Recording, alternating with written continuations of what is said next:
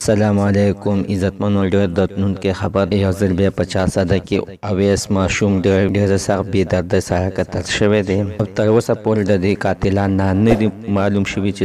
د دې اویس قاتلان اخر څوک هم وویل چې د دې زوی نه زما غټ امیدونه ځکه چې په ده باندې موږ په خپله نه ده خوړلې او ټولې خرچې موږ په ده باندې کړي تاسو غواړئ چې د مور یعنې څه امیدونه ټول معلومات زه تاسو له په دې ویډیو کې ویډیو د سره تر اخره پورې وګورئ خو د دې ویډیو نه مخکې زه تاسو ته یادګي نه کوم تر اوسه پورې تاسو چینل زموږ په دې چینل کې نوي وئ حتمن داسې زموږ همدا چینل د سره سبسکرایب کړئ خوا کې ورسره د ټلۍ نشان ووهئ هره یوه نوې معلوماتي ویډیو تاسو ته په اسانۍ باندې در ورسیږي د اویس ماشوم کورنۍ ډېره په غم کې ده ډېر په غم کې ته انټرویو ورکړې ده ویلي دي چې زموږ د اویس نه غټ امیدونه ځکه چې زموږ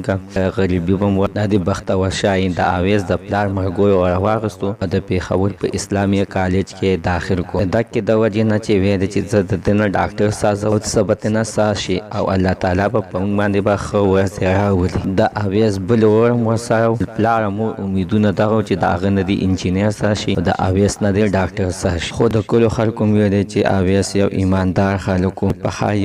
هر یو شي کې ښه قابل و د قابلیت پې ختمه وه د مور او پلار به یې غټ عزت کول او د مشر کشر عزت به یې ورسره ډېر او نه چې د کلو خلکو د اویس د مړ خبر واورېدل ټول ډېر خفه شوه دا خو یو وفادار خلک او ایماندار او د هر چا منونکي د اویس پلار همدغه وینا هم کړې ده ویلي دي چې ما خو تر اوسه پورې چا ملاست او غام نه ده پاسولی مې چا سره څه داسې ذاتي دښمني شته ځکه عزتمنو اویس پلار چې دی په شکول په بازار کې د موټرسایکلو مصري بس دومره به یې ګټلې چې ماښام به پې خوراک څښاک به یې پې کوو او سبا دپاره به ورته پکې څه نه پاتې کېده دا چې په اسلامي کالج کې په کومو پیسو باندې داخل کړي هغه پیسې د چا نه قرض اخیستې هغه پې نه نم دي هغه پیسې دي هغه پیسې شته دی پې او اویس په دنیا باندې نشته دی الله تعالی دې د اویس مور او پلار ته د زړه صبر ورکړي عزتمنو زموږ سره نننۍ معلومات د دې پورې د نوي معلوماتو لپاره زموږ همدا چینل د سره سبسکرایب کړئ خوا کې ورسره د ټلۍ نشان ووهئ یوه نوې معلوماتي ویډیو تاسو ته په اسانۍ باندې در ورسیږي